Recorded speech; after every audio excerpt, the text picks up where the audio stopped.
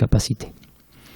Maintenant le CPU, on a vu les mémoires, on va voir le CPU qui va permettre de faire les calculs. Donc comme on a dit, l'unité principale donc, qui permet de faire les calculs, c'est l'unité arithmétique et logique. Donc elle exécute, on verra tout à l'heure. Ensuite, il y a une unité de commande qui va permettre de diriger un peu le fonctionnement de l'ensemble puisqu'on va rajouter des registres. Alors les registres, ce sont des petits mémoires à l'intérieur du CPU.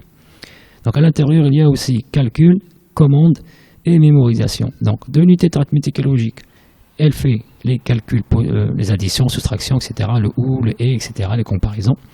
L'unité de commande, elle va s'occuper de charger les instructions à partir de la mémoire, de décoder et de l'exécuter, et de préparer l'instruction suivante.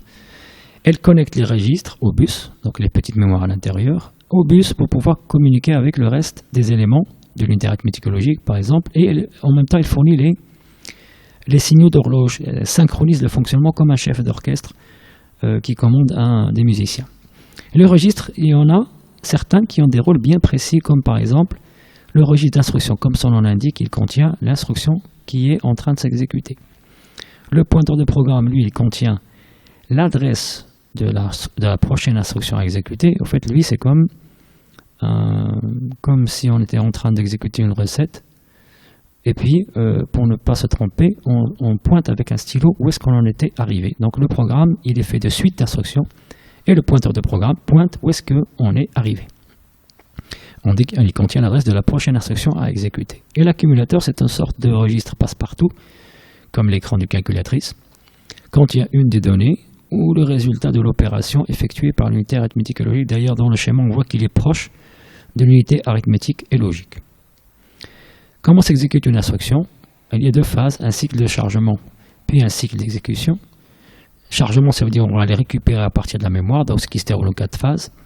Charger le contenu du pointeur du programme. Donc on a dit le pointeur de programme, c'est lui qui contient l'adresse de la prochaine instruction à exécuter. En donnant un ordre dans la mémoire pour la lecture, on transfère de la mémoire vers le registre d'instruction. On avait dit que c'est lui qui contient l'instruction qui est en train de s'exécuter. Et puis on incrémente le PC, le compteur du programme, pour préparer la suite de l'instruction ou bien l'instruction suivante. Certaines instructions dures prennent 2 cases mémoire au lieu d'une, ou peut-être même plusieurs. Une fois qu'on a chargé, elle va s'exécuter. Bon, là, le cycle d'exécution dépend du type ou bien de l'instruction elle-même. Exemple, si je veux charger l'accumulateur par une constante. Donc là, on n'a pas besoin de mémoire. On transfère le PC sur le bus d'adresse. Donc on pointe justement, on suppose que la constante, elle est dans la mémoire. Pardon. Donc là, on va supposer que la constante, elle suit l'instruction. L'instruction, elle est déjà chargée. On donne un ordre à la mémoire pour lire la constante, c'est-à-dire elle va le transférer de la mémoire vers l'unité arithmétique et logique, et de l'unité arithmétique et logique vers l'accumulateur. Voilà donc un exemple d'exécution. Bon, on n'a pas besoin de savoir comment ça fonctionne pour les autres, mais puisque ça se passe de façon automatique. Dernier élément donc, du système, on a vu qu'on avait besoin de mémoire, de CPU et de périphériques d'entrée-sortie. Alors ce sont des circuits qui vont servir d'intermédiaire entre le CPU et les périphériques, parce que généralement les périphériques sont lents et on n'a pas besoin d'utiliser le bus d'adresse et le bus de données, parce que sinon ça va ralentir le CPU.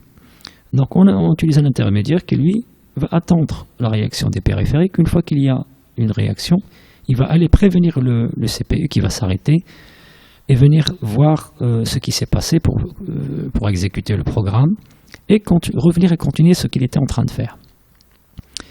Donc là, eux aussi sont programmables. Ils contiennent des registres qui permettent de faire quoi? Par exemple, registre de commande décrit le travail qu'ils doivent effectuer. Un périphérique, il y a différents types de périphériques. Donc, on n'a pas le même type de circuit périphérique. Parce que là, le même mot est utilisé pour le circuit périphérique et pour ce qu'il y a à l'extérieur qui est le périphérique lui-même. Un registre de données, c'est lui qui contient la donnée qu'on va échanger avec le périphérique, soit en lecture ou en écriture. Et puis un registre d'état qui va donner des informations sur l'échange, comment s'est déroulé l'échange, est-ce qu'il y a eu des erreurs, etc. On va distinguer 2 types de périphériques, les séries et les parallèles. Donc là, c'est comment se fait la transmission physique, soit sur un seul fil, les uns après les autres. Donc puisqu'on dit une transfert de données, ce sont des bits, des 1 et des 0. Et là, donc, on a besoin d'un seul fil avec la masse. Bon, ici dans le schéma, il y en a 2. parce qu'on va utiliser un fil pour la transmission et un pour la réception, pour qu'on ait une transmission-réception en même temps. Sinon, on peut utiliser un seul fil, mais dans ce cas-là, soit on va transmettre, soit on va recevoir. Un exemple de périphérique, l'USART, Universal Synchronous Asynchronous Receiver Transmitter, qui signifie transmission en série synchrone ou bien asynchrone en norme RS232. Je vais juste expliquer c'est quoi la différence entre synchrone et asynchrone. En fait, on devrait rajouter un troisième fil pour envoyer le signal d'horloge qui doit être le même pour pouvoir synchroniser le fonctionnement. S'il n'y a pas de signal d'horloge, le fonctionnement est asynchrone. Sauf que l'émetteur et le récepteur se mettent d'accord sur une vitesse à laquelle se fera la transmission. Alors pour ce qui est du parallèle, là c'est clair, les bits sont envoyés simultanément, ça veut dire en même temps, sur plusieurs fils, en général 8. Ça n'existe presque plus ce type de périphérique, sauf à l'intérieur des systèmes. Là, par exemple, on a 8 fils qui permettent d'envoyer. Bon, je devrais en rajouter encore 8 ici dans l'autre sens, mais là on peut utiliser les mêmes fils pour envoyer et recevoir en même temps. Le problème, c'est que ça coûte plus d'argent pour le câblage si les machines sont éloignées les unes des autres. Voilà, merci à vous et à la prochaine.